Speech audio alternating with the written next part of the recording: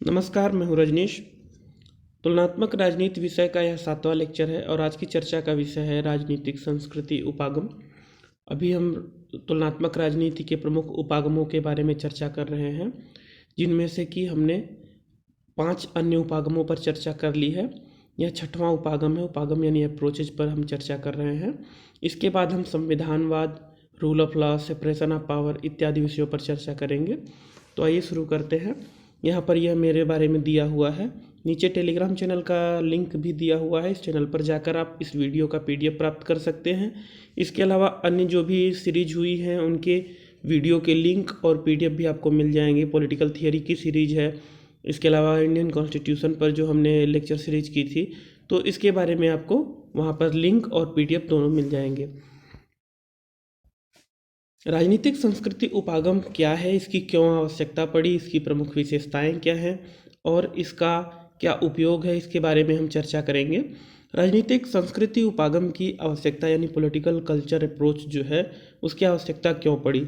तो मुख्य रूप से जब नए राष्ट्रों का उदय हुआ, तो नए राष्ट्रों का उदय मतलब द्वितीय विश्व युद्ध के पश्चात कई सारे जो देश उपनिवेशवाद के शिकार थे, दूसरे देशों के गुलाम थे, उन देशों में स्वतंत्र सत्ता स्थापित हुई और उस दौरान विभिन्न सांस्कृतिक और सामाजिक विशेषताओं वाले राष्ट्रों का उदय हुआ, जैसे एशिया में, अफ्रीका में। तो इन देशों की जो सांस्कृतिक विविधता थी वह यूरोप से अलग थी और इस कारण से उस विविधता का, सांस्कृतिक विशेषता का उनकी राजनीति पर भी, उनकी राजनीतिक व्यवस्थाओं पर भी असर पड़ता था। और इस कारण से एक ऐसे अप्रोच की आवश्यकता महसूस हुई जो कि इन राज्यों, इन राष्ट्रों के राजनीतिक व्यवस्था का वर्णन कर सके इनकी सांस्कृतिक विशेषताओं के आधार पर। दूसरा यह था कि द्वितीय विश्व युद्ध के पश्चात धीरे धीरे 60 और 70 के दशक में धीरे धीरे जब आप देखते हैं तो जो अटलांटिक समुदाय के देश हैं, अटलांटिक समुदाय के देशों का मतलब है कि अटलांटिक महासागर के दोनों ओर स्थित देश, जैसे अमेरिका और इधर पूर्वी किनारे पर स्थित देश जैसे ब्रिटेन और फ्रांस यानी यूरोपीय देश।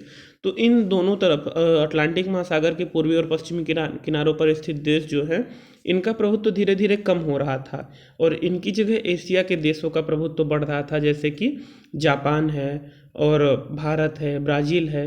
तो इस तरह से देशों का प्रभुत्व बढ़ रहा था या इनकी स्थिति सुधर रही थी धीरे धीरे। इसके अलावा अंतर्राष्ट्रीय शक्ति का प्रभाव, जो शक्ति व प्रभाव है उसका उपनिवेश, जो राष्ट्र पहले उपनिवेश हुआ करते थे उन राष्ट्रों की तरफ वो ट्रांसफ़र हो रहा था। मतलब ऐसे देशों में भी शक्तियाँ बढ़ रही थी, जैसे चीन है और भारत है, ब्राज़ील है। इन देशों में जहाँ की पहले यूरोपीय राष्ट्रों ने जिन्हें अपना उपनिवेश बना कर रखा था, उन देशों में धीरे धीरे शक्ति और प्रभाव का विस्तार हो रहा था।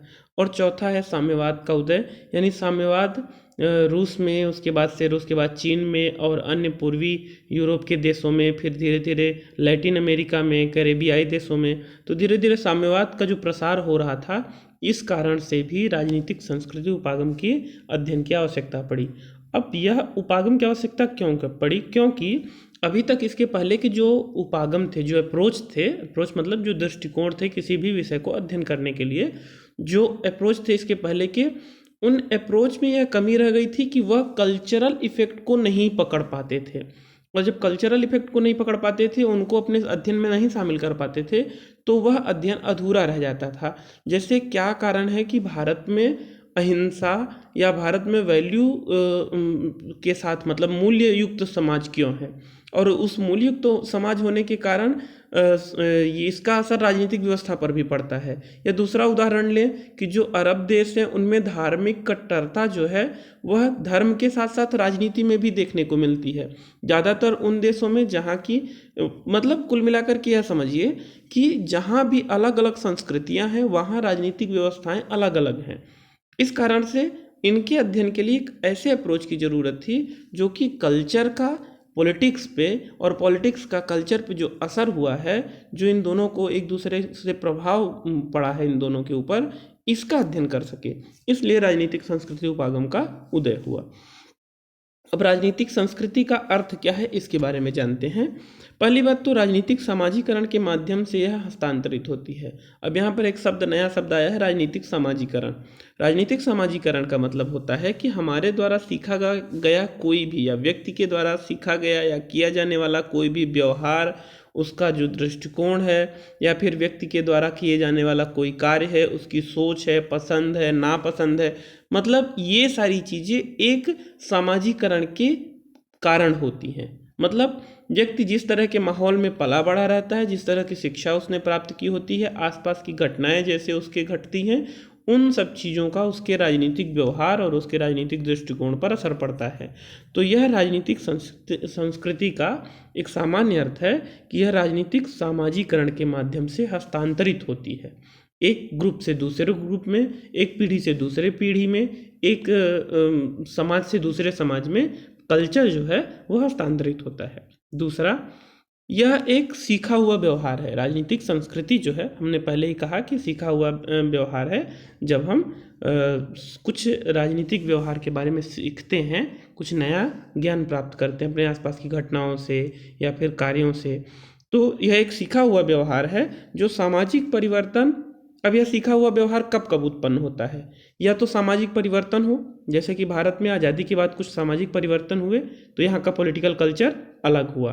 पहले का कल्चर आप समझ रहे हैं कि शासन सत्ता पर कुछ विशेष लोगों का अधिकार था, लेकिन बाद में लोकतंत्र की स्थापना हुई और लोकतंत्र ने एक नया पॉलिटिकल कल्चर डेवलप किया कि लोकतंत्र के दौरान प्रत्येक व्यक्ति को शासन सत्ता में भाग लेने का बराबर अधिकार है। तो सामाजिक परिवर्तन के कारण या सांस्कृतिक संघर्ष के कारण, मतलब कल्चरल जो कॉन्फ्लिक्ट है या कि कल्चरल चेंजेस जो हैं उनके कारण, या फिर उन कुछ चुनौतियों के कारण, परिस्थितियों में अनुकूलन के कारण, मतलब इन सब चीज़ों के कारण जो नए व्यवहार उत्पन्न होते हैं, उन व्यवहारों को हम पॉलिटिकल कल्चर कह सकते हैं। तीसरा है कि राजनीति के प्रति लोगों का व्यक्तिगत अभिवृत्ति या अभिमुखीकरण, मतलब उनका जो राजनीति के प्रति लोगों का ओरिएंटेशन है, लोग राजनीति को किस तरह से देखते हैं, उसमें पार्टिसिपेशन करना चाहते हैं या नहीं करना चाहते हैं, तो यह पॉलिटिकल कल्चर का भाग है। कुल मिलाकर के कल्चर का वह भाग जो राजनीति को प्रभावित करे, संस्कृति का वह भाग जो राजनीति को प्रभावित करे, वह पॉलिटिकल कल्चर कहलाता है। ठीक, संस्कृति मतलब मानव निर्मित वो सारी व्यवस्थाएं। ठीक, अब इसके बाद आगे चलते हैं। अब यहाँ पर राजनीतिक संस्कृति की विशेषताओं के बारे में हम जानते हैं कि राजनीतिक संस्कृति की प्रमुख विशेषताएं क्या है। पहला कि राजनीतिक संस्कृति में अनुभविक विश्वास शामिल होते हैं। अनुभविक विश्वास मतलब इम्पीरिकल बिलीव्स, इसका इंग्लिश रूपांतरण हुआ इम्पीरिकल बिलीव्स शामिल होते हैं राजनीतिक संस्कृति में। व्यक्ति अपने जीवन में जो कुछ अनुभव करता है, उन अनुभवों के आधार पर उसके मन में एक धारणा निर्मित होती है, और वही राजनीतिक संस्कृति का प्रमुख वो विशेषता है या प्रमुख उसका तत्व है। कैसे? जैसे कि आप देखते हैं हमारे यहाँ भारतीय समाज में, देखिए कि भारतीय समाज में कोई एक पार्टी के प्रति आप ज़्यादा आस्थावान रहते हैं, निष्ठावान रहते हैं, लेकिन अगर आपसे पूछा जाए कि एक आप कंक्रीट एक कारण बताइए कि आप इसके प्रति क्यों आस्थावान हैं या क्यों इसको सपोर्ट कर रहे हैं, तो संभव है कि वह आदमी ना बता पाए, तुरंत ना बता पाए। तो उसका कारण यह है कि उसके पूर्व की घटनाओं का जो अनुभव है, उसके आधार पर उसने उस पर विश्वास जताया है या उसकी बिलीव्स निर्मित हुए हैं, उसकी धारणाएं निर्मित हुई हैं। दूसरा है मूल्य अभिरुचियाँ। मूल्य अभिरुचियों का मतलब होता है कि वह किन वैल्यू को प्रेफरेंस देता है या किन मूल्यों को धारण करता है व्यक्ति। तो इस कारण से उसकी राजनीतिक संस्कृति की यह भी एक प्रमुख विशेषता है कि व्यक्ति की मूल्य अभिरुचियाँ, उसके वैल्यू का प्रेफरेंस जो है, वह राजनीतिक संस्कृति का प्रमुख भाग है। अब जैसे व्यक्ति के समाज में या किसी भी राजनीतिक समाज में किस तरह के वैल्यू ज़्यादा महत्वपूर्ण माने जाते हैं, जैसे यूरोपीय समुदाय में आप देखेंगे तो वहाँ पर लोकतंत्र के वैल्यू को ज़्यादा महत्व दिया जाता है। ठीक, व्यक्ति की आज़ादी को, मतलब उसकी स्वतंत्रता को ज़्यादा महत्व दिया जाता है। हमारे समाजों में स्वतंत्रता से ज़्यादा दायित्वों को महत्व दिया जाता है। भारतीय समाज में स्वतंत्रता से अधिक दायित्व को महत्व दिया जाता है।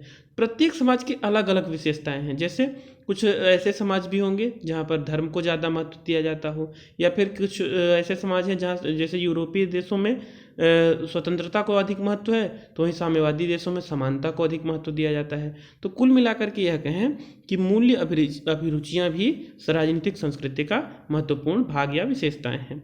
तीसरा है प्रभावी अनुक्रियाएं, मतलब इफेक्टिव रिस्पॉन्स। इफेक्टिव रिस्पॉन्स का मतलब कि सरकार के कामों के प्रति, राजनीतिक संस्थाओं के प्रति, राजनीतिक घटनाओं के प्रति लोगों का क्या रिस्पॉन्स है, यह भी राजनीतिक संस्कृति की प्रमुख विशेषता होती है। जैसे अगर आप एक विकसित राजनीतिक संस्कृति की बात करें तो वहाँ प्रत्येक राजनीतिक कार्यों में जनता की सहभागिता होती है। जनता उसमें डायरेक्ट सहभागिता कर सके, नहीं तो उसमें राय तो अवश्य ही प्रकट करती है। किंतु जो कम विकसित राजनीतिक संस्कृतियाँ होती हैं वहाँ पर राजनीतिक घटनाओं के बारे में जनता की सहभागिता कम होती है, उनकी राय कम प्राप्त होती है। जैसे यूरोपीय देशों में, अमेरिका में देख लीजिए, एक छोटी सी कोई राजनीतिक घटना घटित होती है तो देश के प्रत्येक व्यक्ति का उसमें इंटरेस्ट होता है और वह उसके बारे में सोशल मीडिया के माध्यम से या अन्य किसी माध्यम से राय प्रकट करता है। वहाँ पर मतदान का परसेंटेज बहुत ज़्यादा है। भारत में या फिर उसके अलावा अन्य देशों में देखिए, जो एशियाई, दक्षिण एशियाई देश हैं या फिर अफ्रीकी देश हैं, उन देशों में आपको वोट परसेंटेज कम मिलेगा। लोगों का राजनीतिक संस्थाओं के प्रति, राजनीतिक घटनाओं के प्रति रिस्पॉन्स जो है वह बहुत ही कम है। तो यह भी एक प्रमुख विशेषता है कि किस तरह से राजनीतिक रिस्पॉन्स, ये इफेक्टिव रिस्पॉन्स किस तरह का होता है।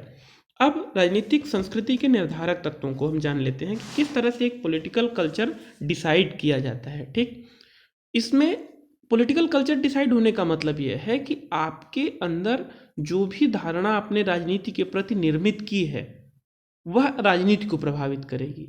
लेकिन आपने जो राजनीतिक के प्रति धारणा निर्मित की है वह कैसे निर्मित हुई है, उसका क्या आधार हो सकता है, यह उसके निर्धारक तत्व हैं। पहला तो है ज्ञानात्मक आधार, यानी ज्ञानात्मक अभिमुखीकरण, कॉग्निटिव ओरिएंटेशन। आपके पास जो नॉलेज है किसी घटना के प्रति, या फिर आपके पास जो किसी घटना के बारे में जानकारी है, चाहे उसके पक्ष में या विपक्ष में, सही या गलत, जो भी जानकारी है वह निर्धारित करती है कि आप किस तरह से उस घटना के प्रति अपना दृष्टिकोण रखेंगे। जैसे आप द्वितीय विश्व युद्ध के दौरान देखिए कि ज्यूस के प्रति, यहूदियों के प्रति एक भ्रामक जानकारी फैलाएगी, प्रोपागेंडा फैलाया गया कि वह जनता का शोषण करते हैं, वह धन का संग्रह करते हैं और उन्हीं के धन संग्रह के कारण, मतलब कि धन उनके पास एकत्रित होता है और इसी कारण से समाज में गरीबी फैलती है। तो यह एक गलत तरह की जानकारी लोगों के पॉलिटिकल ओरिएंटेशन को यहूदियों के विरुद्ध कर दिया। तो इस तरह से राजनीतिक कल्चर, जो पॉलिटिकल कल्चर है, इसका प्रमुख निर्धारक तत्व जो है वह है आपका ज्ञान, आपका नॉलेज। आप किसी भी चीज़ के बारे में, जैसे किसी देश विशेष में, भारत का ही उदाहरण ले सकते हैं, किसी एक पार्टी विशेष को आप सांप्रदायिक घोषित कर सकते हैं, तो या किसी दूसरी पार्टी को आप सेकुलर घोषित कर सकते हैं। तो यह आपके नॉलेज पर डिपेंड करता है कि आपके ज्ञान का स्तर क्या है। ठीक, दूसरा है भावात्मक अभिमुखीकरण। अब जो ज्ञानात्मक अभिमुखीकरण है, यानी कॉग्निटिव ओरिएंटेशन है, उससे आप अपने हितों को देखते हैं। ठीक, कि आप किस तरह से उन हितों को प्रभावित, आपके हितों उससे किस तरह से प्रभावित होते हैं। जबकि जो भावात्मक अभिमुखीकरण है वो आपकी पसंद या नापसंद, आपकी इमोशंस को देखता है। अफेक्टिव ओरिएंटेशन जो है वह आपके पसंद, नापसंद, लगाव इत्यादि चीज़ों को देखता है कि आप किस तरह से, मतलब पॉलिटिकल कल्चर का एक दूसरा ये निर्धारक तत्व है लोगों का की भावनाएं। ठीक, लोगों की पसंद नापसंद, ठीक, उनका किसी चीज़ से अलगाव कैसे हो सकता है या किसी चीज़ में लगाव कैसे हो सकता है। कोई राजनीतिक घटना कुछ ज़्यादा प्रभावित कर सकती है या फिर कुछ कम प्रभावित कर सकती है। एक सामान्य उदाहरण हम आपको बता रहे हैं कि भारत में कोई अगर अभी रिसेंट का ही एक उदाहरण है कि किसी देश की महिला प्रधानमंत्री चुनाव के दौरान ही उन्हें बिना शादी किए ही वो माँ बनी, और यह वहाँ पे राजनीतिक मुद्दा नहीं बना। आप अंदाज़ा लगा सकते हैं कि अगर भारत में कोई महिला बिना शादी किए माँ बने और वहाँ पर भारत में यह एक राजनीतिक मुद्दा ना बने, यहाँ पर तो उसी आधार पर चुनाव में जीत और हार का निर्णय हो जाएगा। तो कहने का मतलब कि जो इमोशंस हैं, जो आपका पसंद और नापसंद की बातें हैं, वह भी राजनीतिक संस्कृति के उदाहरण के निर्धारक तत्व होते हैं। तीसरा है मूल्यांकनात्मक अभिमुखीकरण यानी इवैल्यूएटिंग ओरिएंटेशन। इसका मतलब यह है कि आप प्रत्येक घटना के प्रति जो रिस्पॉन्स करते हैं उसमें आप किन उपायों को चुनते हैं। आपके पास बहुत सारे उपाय हैं, उनमें से आप अपनी रुचि अपने विकल्पों के आधार पर किन उपायों को चुनते हैं, अर्थात आप एक मूल्यांकन करते हैं अपने आसपास की घटनाओं को, चीज़ों को, और उसके अनुसार अपनी अभिव्यक्ति करते हैं। जैसे अगर कोई घटना घटी जो कि आपको अप्रिय लगे तो आप उसका विरोध सोशल मीडिया पर कर सकते हैं लिख करके। आप उसका विरोध सोशल मीडिया पर शांतिपूर्ण तरीके से भी कर सकते हैं और भड़काऊ भाषण दे करके भी कर सकते हैं। आप उसके लिए धरना भी कर सकते हैं, प्रदर्शन भी कर सकते हैं, या फिर सरकार के ऊपर, सरकारी गाड़ियों पर, वाहनों पर, रेलवे पटरियों पर तोड़फोड़ भी कर सकते हैं। तो आपने अपने आधार पर, अपने सहज बुद्धि के आधार पर, अपने लगाव और पसंद के आधार पर किस विकल्प को चुना है, अर्थात आपने मूल्यांकन जो किया है उस घटना का, वह भी राजनीतिक संस्कृति का निर्धारक तत्व है।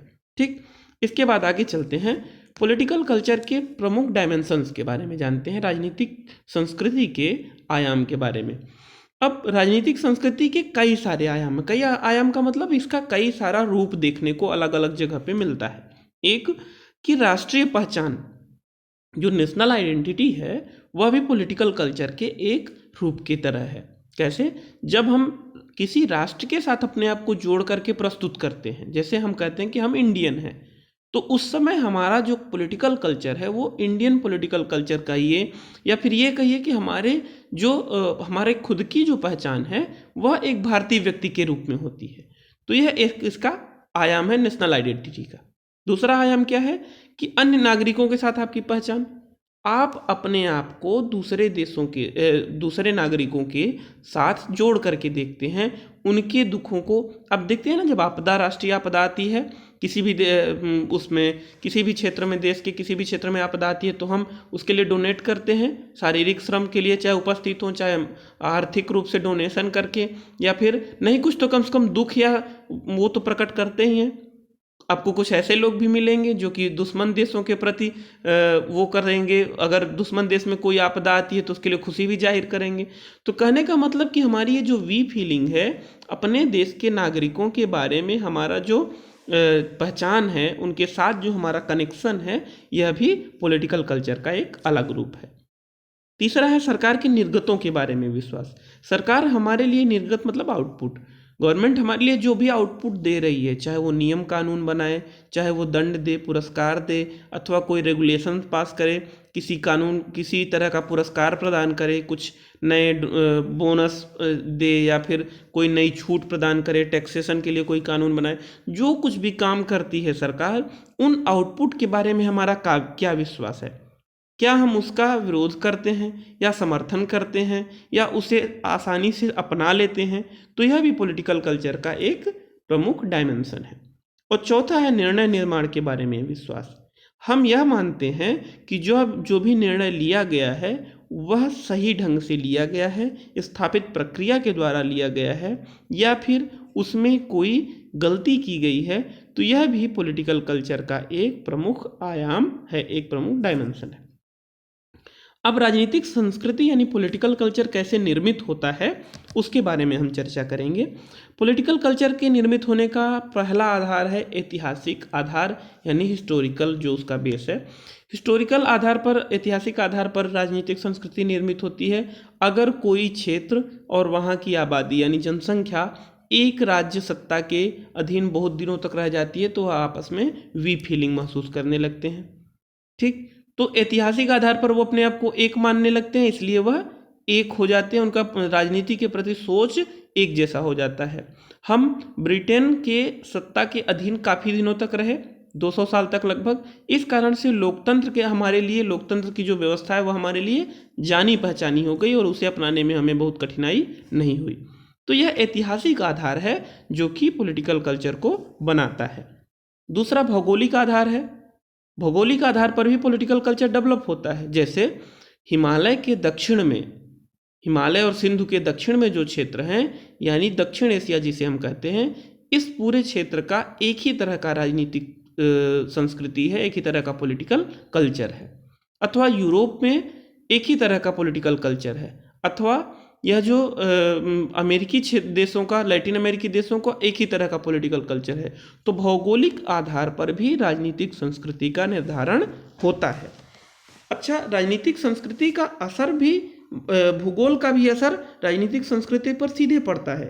एक तरह से इसको समझा जा सकता है कि जो देश नज़दीकी राजनीतिक संस्कृति से प्रभावित होते हैं वो उनकी भौगोलिक नज़दीकी पर निर्भर करता है। जैसे अगर कोई देश जो कि अब कुछ अपवाद भी हो सकते हैं, लेकिन लोकतांत्रिक देशों के आसपास जो बसे हुए देश हैं उनका पॉलिटिकल कल्चर एक दूसरे को प्रभावित करेगा। तीसरा है सामाजिक आर्थिक संरचना का आधार। सामाजिक आर्थिक संरचना का मतलब यह है कि प्रत्येक देश में या प्रत्येक राष्ट्र में किस तरह की सामाजिक आर्थिक व्यवस्था है। अगर वहाँ पर आर्थिक रूप से संपन्न हैं लोग तो उनके बीच जनसंचार के साधन ज़्यादा होंगे, तो उनके बीच जब जनसंचार के साधन ज़्यादा होंगे तो आपस में वह एक दूसरे से अपने मत व्यक्त करेंगे और इस तरह से लोकतंत्र के प्रति धीरे धीरे बढ़ेंगे। जब जैसे आप गांव और शहरों के बीच देख सकते हैं, गांवों में सामाजिक और आर्थिक रूप विकास ज़्यादा होता है, सामाजिक बंधन कम होते हैं, जाति का बंधन, धर्म का बंधन, गलत बता रहे हैं, गांवों में जाति का बंधन ज़्यादा होता है, आर्थिक रूप से लोग संपन्न कम होते हैं। सामाजिक रूप से बंधन ज़्यादा होंगे और आर्थिक रूप से जब गरीबी रहेगी तो ऐसी स्थिति में लोकतांत्रिक सहभागिता या लोकतांत्रिक प्रसार कम होगा। जबकि दूसरी तरह सामाजिक रूप से जब लोग विकसित होंगे, एक दूसरे को सहभागिता उनमें ज़्यादा होगी और आर्थिक रूप से विकसित होने पर लोकतंत्र की स्थिति ज़्यादा निर्मित होगी। तो यह सामाजिक आर्थिक जो संरचना है यह भी राजनीतिक संस्कृति को निर्मित करती है। फिर समाज के सामान्य संस्कृति का आधार। अब जो समाज की सामान्य संस्कृति है वह भी निर्धारित करेगी कि किसी राज्य या किसी राष्ट्र का पॉलिटिकल कल्चर क्या होगा। अगर सामान्य संस्कृति सहिष्णु रही है तो वहाँ पर लोकतंत्र आसानी से स्थापित हो सकेगा। अगर सामान्य संस्कृति कट्टर रही है तो वहाँ तानाशाही या एक व्यक्ति के शासन के ज़्यादा चांसेज रहेंगे। और अंतिम है विचारधारा का, ये अंतिम नहीं है, इसके अलावा और भी आधार हो सकते हैं, पर हमने जो शामिल किया है उनमें ये पांचवा है विचारधारा का आधार।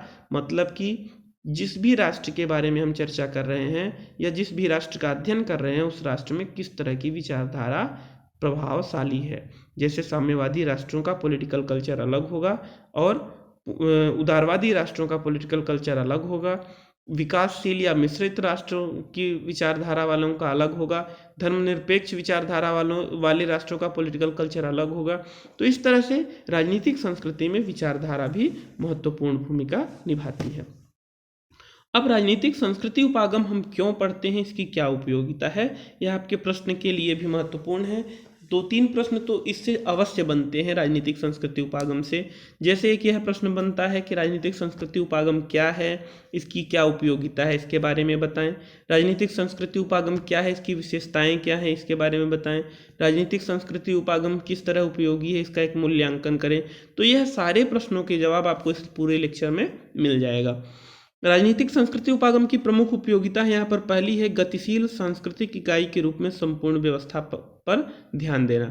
अब इसके पहले जो भी हमारे पास अप्रोच थे उनमें एक कल्चरल यूनिट के रूप में किसी व्यवस्था का अध्ययन नहीं करते हम, उसका अध्ययन करते थे हम एक राजनीतिक व्यवस्था के रूप में, या फिर विकास के आधार पर, आधुनिकीकरण के आधार पर, या विचारधारा के आधार पर मार्क्सवादी लेनिनवादी जो अध्ययन होता था। लेकिन अभी राजनीतिक संस्कृति उपागम जो है इसमें जो अध्ययन की इकाई है वह एक गतिशील सांस्कृतिक इकाई है, कल्चरल वो जो एक यूनिट है।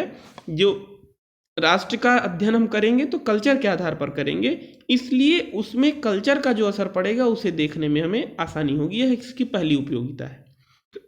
दूसरा है व्यष्टि और समष्टि उपागमों को संयुक्त करना।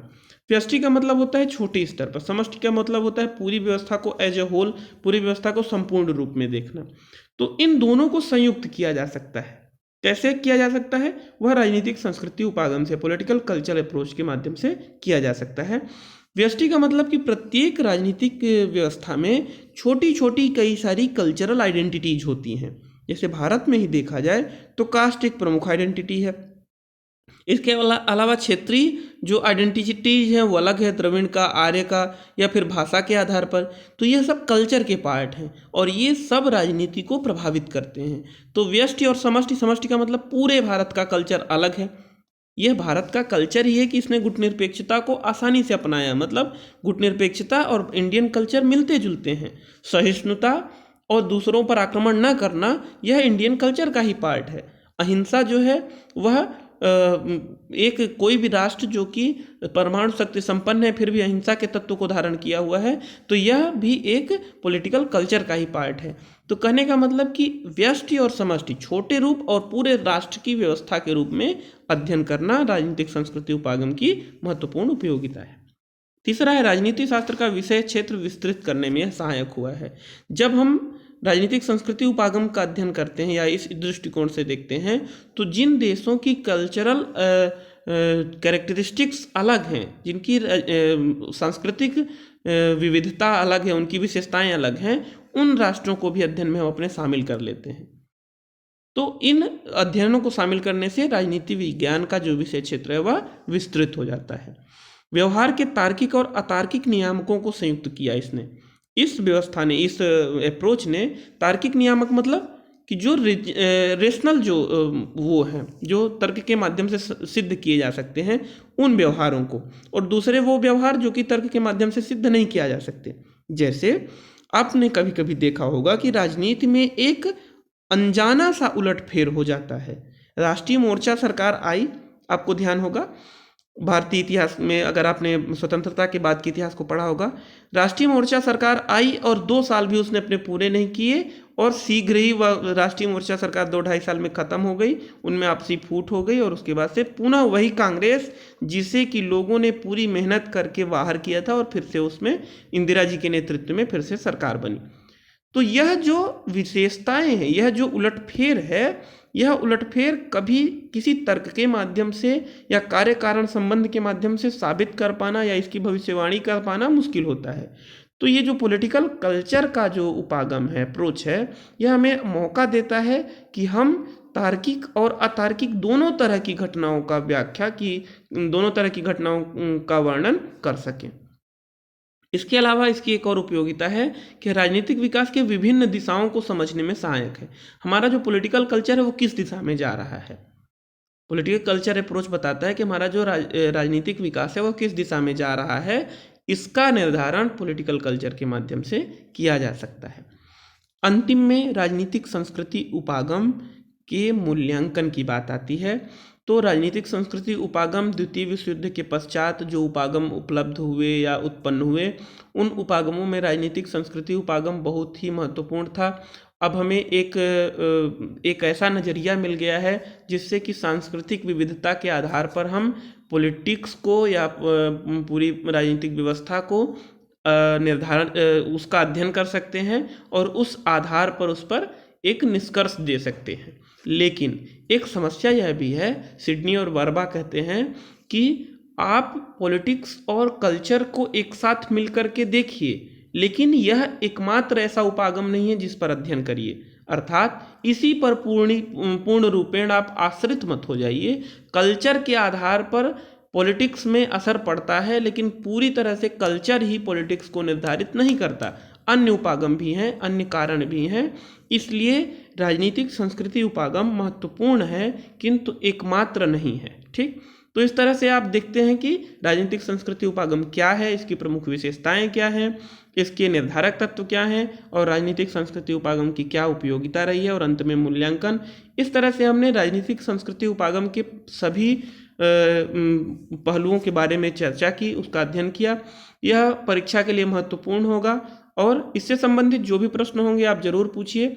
आपको कमेंट बॉक्स में कमेंट करके प्रश्न पूछिए, आपको उनके उत्तर शीघ्र ही मिलेंगे। वीडियो देखते रहिए। पीडीएफ के लिंक पर जा कर के पीडीएफ आप डाउनलोड कर सकते हैं। धन्यवाद। महादेव।